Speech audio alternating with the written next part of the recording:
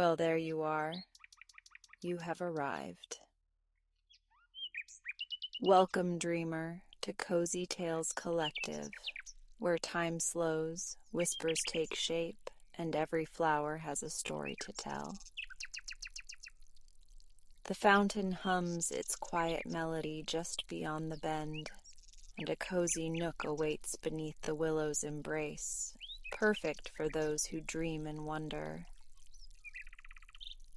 But before we begin, subscribe to this channel and comment where you are listening from.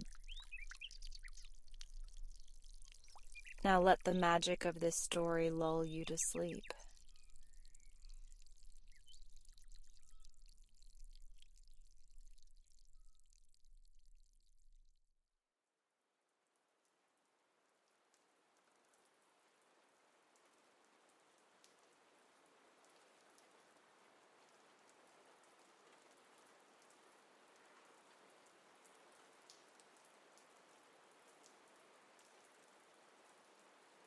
The winding road stretched before me, flanked by towering oaks that whispered in the wind, their bare branches clawing at the overcast sky. My car bumped along the uneven dirt path, each jolt a reminder that I was far from the paved roads of the city, far from the life I had known. I, Eystein Gerhold, had come to claim my inheritance, a farmhouse in the middle of nowhere, bequeathed to me by some distant relative I barely remembered. The prospect of starting over in a quiet place had drawn me here, away from the relentless buzz of the city and the ceaseless demands of modern life. But as I turned into the gravel driveway and caught my first real glimpse of the house, I felt an odd stirring in my chest. The farmhouse stood at the crest of a small hill, its once white siding now a weathered gray, the paint peeling in thin strips. The windows, dark and lifeless, gazed down like watchful eyes. The roof sagged slightly in the middle, and ivy crept up one side of the structure as if nature itself sought to reclaim the place. And yet, despite its decay, the house exuded an energy I could not explain. I parked the car and stepped out, my boots crunching against the gravel. The air was crisp with the scent of damp earth and aging wood. As I approached the porch, the floorboards groaned under my weight. A gust of wind sent the rusted weather vane atop the barn spinning wildly, its eerie screech cutting through the silence. The front door was locked, just as the lawyer had said it would be. I fished the key from my pocket and slid it into the rusted lock. It turned with a reluctant click, and the door swung inward, revealing a dim, dust-laden interior. Stepping inside, I coughed as the scent of stale air and aged timber enveloped me. Dust motes swirled in the pale light filtering through the lace curtains. The wooden floor was scuffed and worn, the walls lined with old wallpaper that had begun to curl at the edges. I moved deeper into the house, trailing my fingers along the wooden banister of the staircase. Every step I took felt heavy, as if I were intruding on a space that had been waiting untouched for far too long. The feeling was strongest in the study. The door to the study was locked. Unlike the front door, this one had no keyhole, only a tarnished brass handle. I pressed against it, but it would not budge. Strange. I continued exploring, my unease growing with every room I entered. The house was cluttered with remnants of the past, bookshelves filled with yellowed tomes, cabinets stuffed with old letters, a grandfather clock that had long since stopped ticking. On the mantel above the fireplace, an old photograph sat in a tarnished frame. A man I did not recognize stared back at me, his expression unreadable. As the day faded into twilight, I set about making the place livable. The kitchen, though outdated, still had running water. I scrubbed the counters and set a kettle on the stove, the whistle breaking the house's oppressive silence. That was when I noticed them, the markings, faint carvings in the wooden beams above the kitchen doorway, symbols I did not recognize, their edges worn smooth with age. They looked deliberate, carefully etched. My fingers traced the grooves, and for a moment the air around me seemed to hum. A knock at the front door made me jump. I hesitated before answering. On the porch stood an old man, his posture stiff, his face shadowed beneath the brim of a wide hat. "Evening," he said, his voice gravelly. "You must be Carter." "Einstein," I corrected, but he didn't seem to hear. "You shouldn't be here," he muttered, eyes darting toward the house. "That place, it's not right." I frowned. It was left to me. I have every right to be here. The old man sighed, shifting on his feet. "A word of advice. Keep the doors locked at night. And if you hear whispering, don't answer." Before I could ask what he meant, he turned and walked away, disappearing into the dusk. I shut the door, my pulse quickening. The house suddenly felt colder.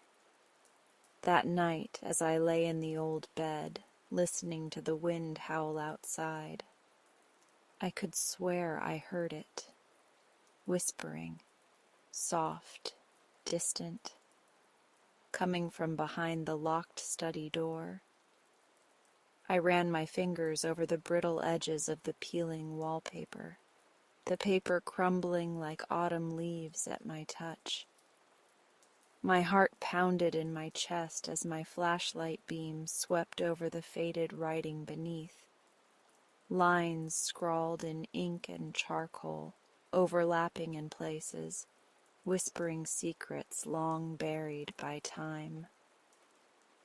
"Sarah, you have to see this," I called, my voice barely above a breath, as if speaking too loudly might disturb the words themselves.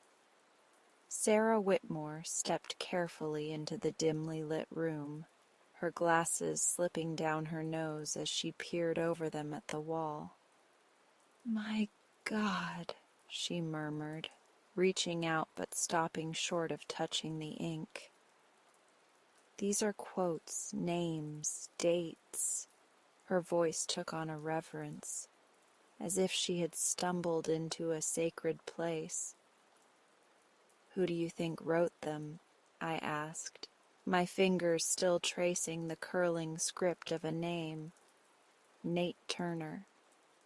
Sarah sighed, adjusting her glasses. Nate Turner was a fighter.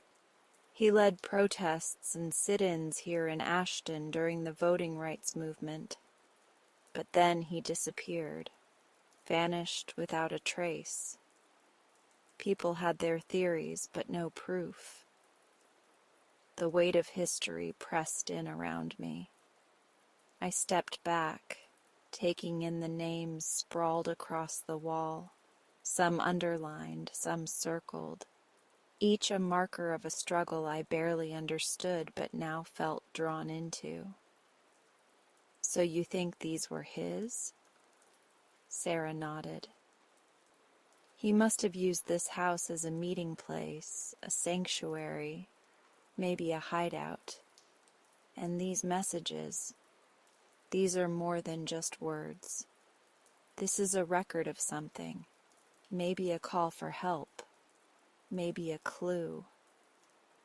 A shiver crawled up my spine as I imagined Nate Turner standing in this very room, writing these lines in hurried strokes, each letter a defiance against the silence that history had tried to impose on him. "We need to document this," Sarah said, already pulling out her phone to take pictures. "Every quote, every name. This could change everything we know about him." I nodded, but a nagging feeling gnawed at the edges of my mind. If this house had been a safe place for him, why had he disappeared? And more than that, what if his story wasn't as lost as we thought? What if someone had buried it on purpose? I took a deep breath, inhaling the musty scent of aged paper and ink as I ran my fingers over the fragile pages. The dim glow of the desk lamp cast long shadows, making the stacks of letters and journals seem like relics of a long-forgotten war. My hands trembled slightly as I turned the first page of Eleanor's unpublished memoir. The words, scrawled in looping, confident script, felt almost sacred. Nate always said change required sacrifice. I never imagined the cost we'd pay. My throat tightened. I had come looking for answers, but the weight of history pressed down on me with each sentence. Flipping through the pages, I traced their fight. Marches turned violent, allies turned enemies, voices lost to the passage of time. Eleanor's words didn't just document history. They breathed life into it, painting a vivid picture of struggle and defiance. Old man Reggie leaned against the doorway, his arms crossed. "That book's been waitin' for you, son." I looked up. His lined face was unreadable, but something flickered in his eyes. Recognition, maybe understanding. I swallowed hard, nodding. "This is more than just history," I murmured. "It's a map, a blueprint." Reggie grunted. "And a warning. People don't take kindly to ghosts crawling out of their graves." The words hung in the air, and I knew he was right. If I was feeling the impact of these revelations now, others would too, especially those who had a stake in keeping the past buried. But I couldn't stop. Not now. I set Eleanor's memoir aside and sifted through the letters. One in particular caught my attention. Its edges frayed, the ink faded with time. It was addressed to Nate, signed with only an initial, R. "Nate, you know what they're planning. If you go forward with this, you won't just be risking yourself. Eleanor, the others, they'll pay too. The council won't let this stand. They'd rather destroy you than let this message spread. Please reconsider. I beg you. R." A shiver crawled down my spine. This wasn't just about protests or policies. This was personal. Someone had tried to stop Nate, to warn him, and he hadn't listened. But what exactly had he been planning? Reggie exhaled sharply. "Now you see the danger." "I see the truth." I closed the letter, gripping it tightly. "And I need to know the rest." The room felt colder now, the dust in the air thickening. I had cracked open a door sealed for decades, and now I couldn't shake the feeling that something, or someone, was watching. But fear wasn't going to stop me, not when I was this close. "Then we'd best move quick." Reggie said, voice low, before someone else gets here first. I had never been one for stories of the past. They were ghosts to me, whispers of lives lived and lost, irrelevant to the world I now occupied. But as I followed Sarah and Ethan through the damp, low passage of the tunnel, I could feel the weight of those ghosts pressing against me. The air was thick with earth and memory, an oppressive kind of silence that only deepened the further we walked. Sarah led the way with a flashlight, its beam flickering against the rough stone walls. Ethan was just ahead of me, his steps tentative but purposeful. I had known him for only a short time, yet something about him made me trust him. Maybe it was the way he carried himself, the way he held on to these discoveries with a reverence I couldn't quite understand. He wanted the truth. He needed it. And somehow, I found myself wanting it too. As we moved forward, the tunnel widened, the ceiling lifting enough for us to stand straight. The faint scent of candle wax drifted toward us, and I knew we were close. The church, a place where survivors still gathered, where stories had not yet been silenced. Sarah was the first to climb up the wooden ladder leading to the trap door. She pressed her ear against it, listening for sounds beyond. Satisfied, she pushed it open, revealing the dim interior of the church basement. One by one, we climbed through, emerging into the flickering glow of old lanterns. They were waiting for us. A handful of figures stood near the pews, their faces lined with the kind of experience only history could grant. An older woman, her gray hair pulled into a neat bun, stepped forward first. Her eyes settled on Ethan, her lips parting slightly in recognition of something. Someone she had once known. "You look like him," she murmured. Ethan froze. Like who? She didn't answer right away. Instead, she gestured for us to sit. The others watched in silence as we took our places on the old wooden benches, the candlelight casting shifting shadows across their faces. "Nate and Eleanor," the woman finally said, her voice barely above a whisper.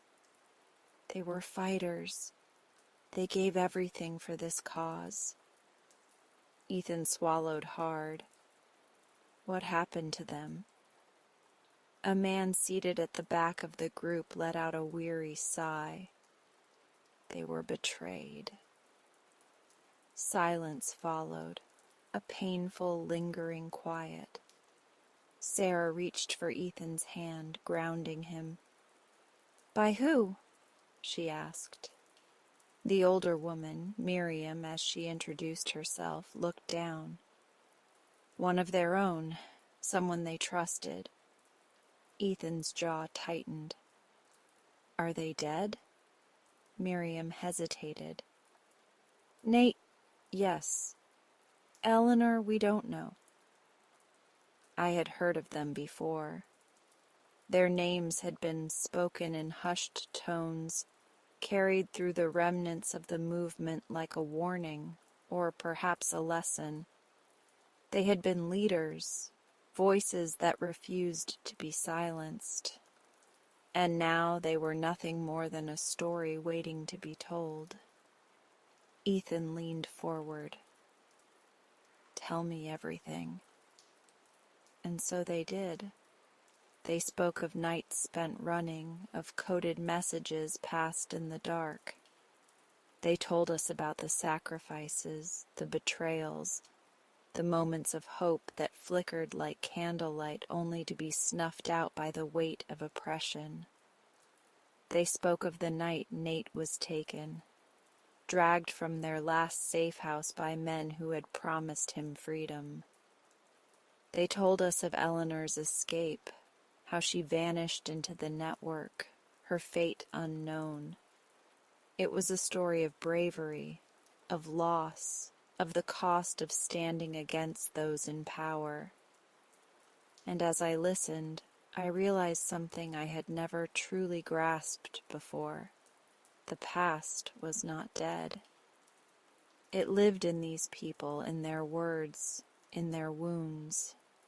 And it lived in Ethan, in the way his hands trembled as he absorbed every detail, in the fire that burned behind his eyes. When the story ended, the silence returned. No one spoke, but the air between us was heavy with understanding. Finally, Ethan stood. "We have to find out what happened to Eleanor." Miriam shook her head. "It's been too long." "I don't care." His voice was firm. "She's out there, and I need to know the truth." Sarah looked between them. "Where do we start?" The man at the back of the room shifted. "There's one place," he said slowly.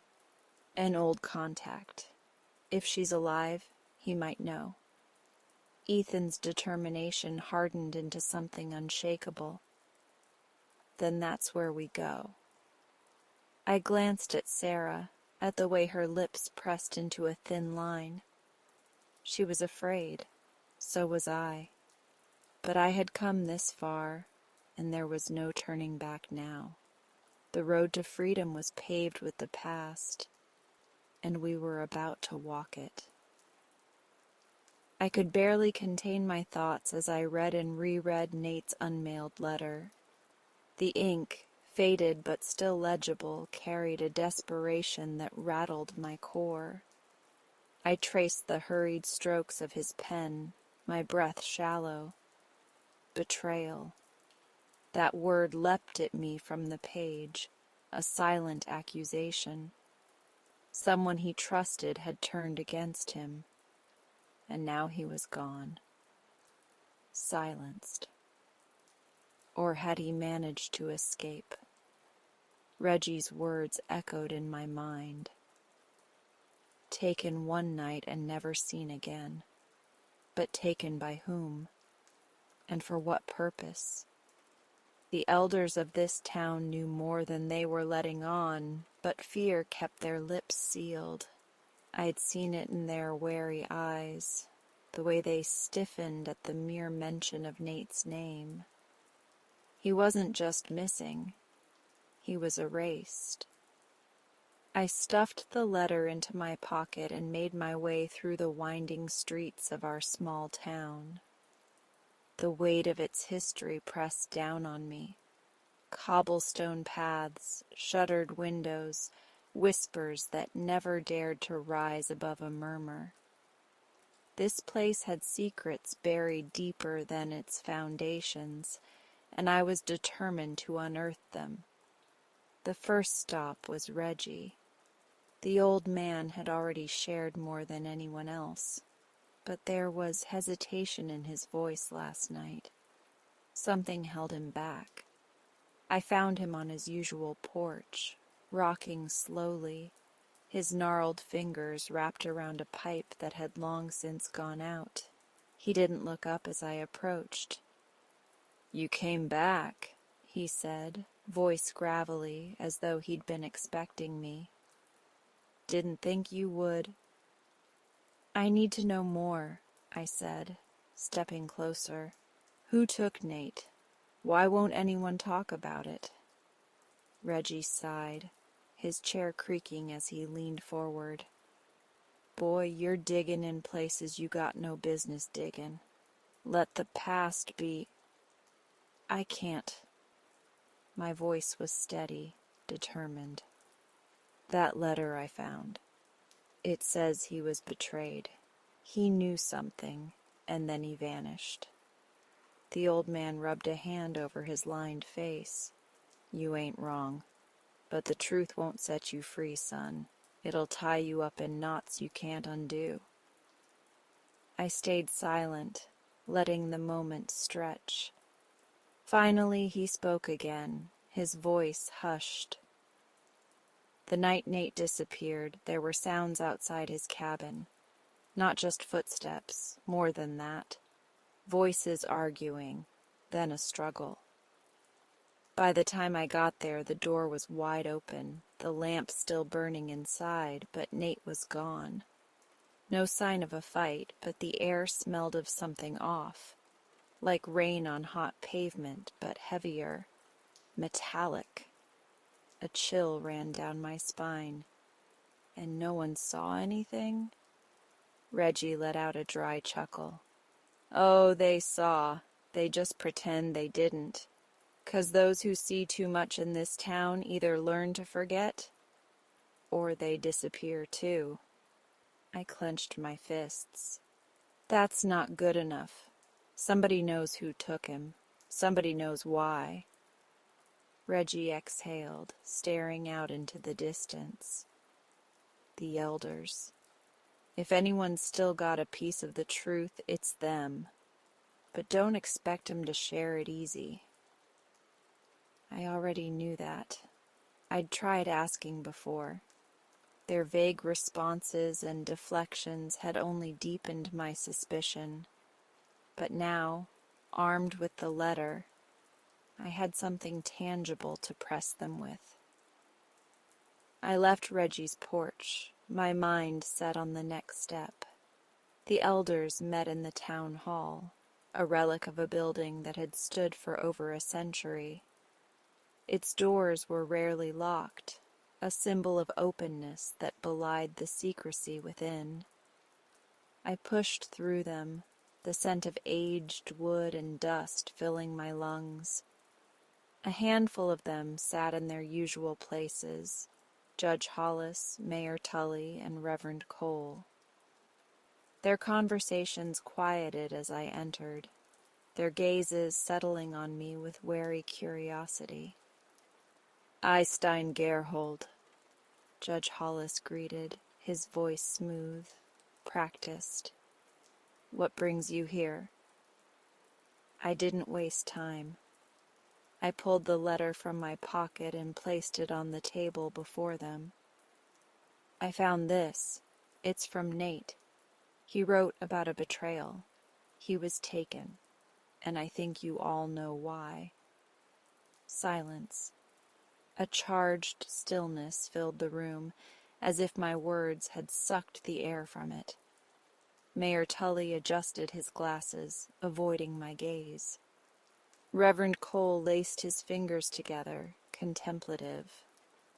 Only Judge Hollis met my eyes. That letter should have never been found, he said finally. And you should not be here. Why? Because I might get too close to the truth? Because the truth is not what you think it is. My jaw tightened. Then tell me what it is. The judge sighed, exchanging a glance with the others before speaking. Nate was getting involved in things he shouldn't have, things beyond him, beyond you. He came to us for guidance. He wanted answers to questions he wasn't ready to understand. I frowned. That doesn't explain why he was taken. Reverend Cole cleared his throat. Nate was looking for something that should have stayed buried. He wasn't betrayed by a person, Eystein. He was betrayed by his own curiosity, and it led him into the hands of something far worse than any of us. The word sent a shiver through me. What do you mean, something? The mayor finally spoke. This town has a history. Not all of it is meant to be known. But Nate went looking anyway. He thought he was uncovering some old secret, but he was stirring up something ancient, something that should have been left alone. My heart pounded. You're telling me Nate vanished because of what? Some legend? Some ghost story? Judge Hollis shook his head. Not a legend, not a story, a force, a presence that has been here longer than any of us, and it does not take kindly to those who try to pull back the veil. I felt a cold sweat forming on my back. So you're saying he was taken by something not human? No one answered. That silence was louder than words. I swallowed hard. Then why cover it up? Why let people think he just disappeared? The judge leaned forward. Because the moment we start talking about it, it notices, it listens, and those who speak too much don't just disappear. They are consumed. The room felt smaller, the air thicker. I gripped the edge of the table, trying to process what they were saying. It sounded insane, impossible, but the fear in their eyes was real. They believed it, and now I had to decide if I did too. So what now? I asked quietly. Reverend Cole's voice was barely a whisper. Now you leave it alone, Einstein. Walk away, burn that letter. Forget what you found, because if you don't... He let the words hang, but I understood their weight. If I didn't, I might be next. I left the town hall with my mind reeling. My instincts screamed at me to run, to heed their warning. But another part of me, the part that refused to let go, knew I couldn't. Nate had sought the truth, and he had paid the price. If I turned away now, his story would end in silence, just like they wanted. But if I kept going, if I dug deeper, I might find myself staring into the same abyss that swallowed him whole. And I wasn't sure if I was ready for what stared back. I had always been a man of quiet resolve, yet as I sat before the yellowed pages of Eleanor's memoir, the weight of responsibility pressed down upon me like a stone. The words, her words, etched in ink that had begun to fade with time, carried a truth that had long been suppressed. Ethan's decision to publish the memoir was not just a choice, it was a reckoning. And now the town trembled under its implications. The opposition was swift, a tide of hostility rising from those who clung to the past, their secrets sealed within the shadows of history. The threats began subtly at first. Anonymous letters slipped beneath doors, whispers in the streets warning of the chaos that could follow. But soon they escalated. A brick through Ethan's window, a phone call in the dead of night, a voice cloaked in static murmuring, "Some things should stay buried." Ethan was undeterred. "This story deserves to be told," he said, his fingers gripping the fragile pages as though they might disintegrate before his eyes. Nate believed in truth. So do I. I admired his courage, but courage alone would not shield him from the storm that loomed ahead. The town itself was fractured. Some called for the truth to finally emerge, their voices a symphony of defiance against the silence that had smothered Eleanor's tale for decades. Others, those with something to lose, fought to suppress it, their fear masquerading as outrage. The town council convened in an emergency meeting, the atmosphere tense, the air thick with accusation. I sat among them, my presence an act of silent witness, observing as lines were drawn in the sand. The mayor, a man known for his careful neutrality, cleared his throat before speaking. This memoir, if published, will drag our town's past into the light. Are we prepared for that? A woman in the audience, her hands clasped tightly in her lap, spoke without hesitation. We were never given a choice before. Why should the truth be denied to us now? A man, older, his voice shaking with barely concealed fury, countered. Some things are better left alone. Do you think this will bring justice? All it will do is reopen wounds that have barely healed. Justice. That word lingered in my mind long after the meeting had adjourned, leaving behind a room filled with unease. What was justice to those who had lived through the past? To Eleanor? To Nate, who had given his life to uncover the very truth that others wished to erase? Days turned into weeks, the conflict deepening. Ethan refused to back down, but I saw the toll it took on him. He carried Nate's legacy like a burden, each day another battle against forces that sought to silence him. And yet, within the turmoil, there were those who stood with him. Letters of support arrived from unexpected places. Survivors of the past who had lived in quiet suffering, waiting for their story to be acknowledged. One evening as I walked the dimly lit streets, I found Ethan sitting on the steps of his bookstore, his expression unreadable. He held the memoir in his hands, fingers tracing the aged leather cover. "They think fear will stop me," he murmured, not looking up. "But this isn't just about Eleanor anymore. It's about every voice that was ever silenced." I sat beside him, the cool night air whispering around us. "Then you already know what you have to do."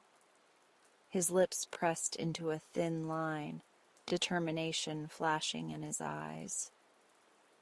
"I do."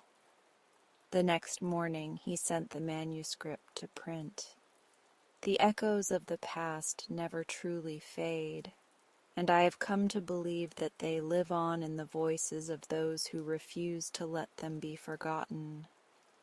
I, Eystein Gerhold, have spent my life searching for stories that matter, stories that shape the course of history. But none have left as deep an imprint on my soul as the story of Nathaniel Nate Wilkes. The moment I held the first printed copy of the memoir in my hands, I knew that we had done something extraordinary. Nate's story was no longer confined to whispered recollections or the fragile memories of those who had known him. His voice had been restored, amplified, and now it carried beyond the town limits, beyond the confines of time. Ethan stood beside me in the old farmhouse, staring at the words we had worked so hard to piece together. He ran his fingers along the rough wooden walls, the same walls that had harbored secrets, sorrows, and victories long before we ever set foot in the place. "He would have never imagined this," Ethan murmured. "Never thought his name would be known by so many." And yet, here we were. The farmhouse, once just an aging relic of the past, had transformed into something far greater, a community center, a beacon for those who sought to understand the struggles and triumphs of civil rights history. The rooms where Nate had once dreamed of a better world now housed discussions, exhibits, and lessons for the next generation. Children sat where he once sat, their young minds absorbing the weight of history, carrying his legacy forward in their own way. Ethan had changed the most in all of this. He once drifted through life, unmoored and uncertain, but now he had purpose. He spent his days preserving Nate's memory, giving tours of the farmhouse, speaking with educators, and ensuring that every visitor left understanding the significance of the space they stood in. He had become the guardian of history, a role I think even he hadn't anticipated for himself. "You did good, Ethan," I told him one evening as we watched the sun dip below the horizon. Nate would be proud. He chuckled, shaking his head. "Took me long enough to figure out what I was supposed to do.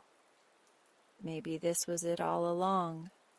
Maybe I was meant to find his story and make sure people never forget."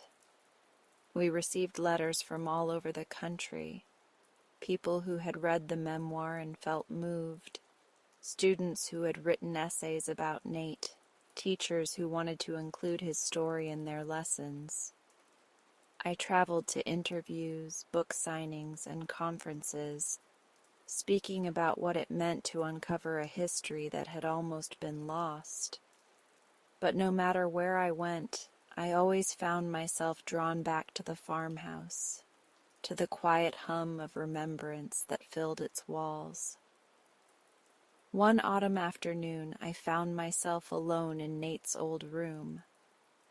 The wooden floor creaked beneath me as I sat by the window, watching the wind stir the golden leaves outside. It was in this very room that he had once sat, writing his thoughts, dreaming of a future he never got to see.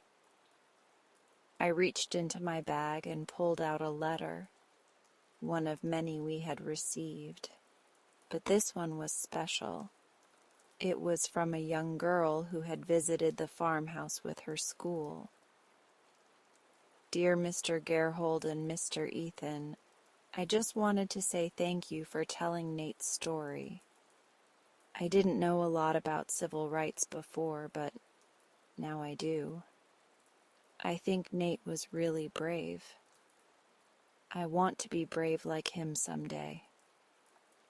I folded the letter carefully, my throat tightening. This was why we did it. Not for recognition, not for accolades, but for moments like this. For the ones who would carry the story forward, who would find inspiration in the echoes of the past. Ethan stepped into the room, leaning against the door frame. "You all right?" I nodded, slipping the letter back into my pocket. "Just thinking about how far we've come." He smiled. "And how far we still have to go." Outside, the voices of visitors filled the air. Laughter, conversations, questions being asked, stories being shared. The house, once a silent witness to history, now spoke loudly to those who entered.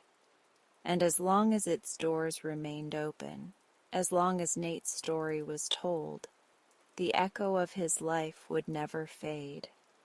It would live on,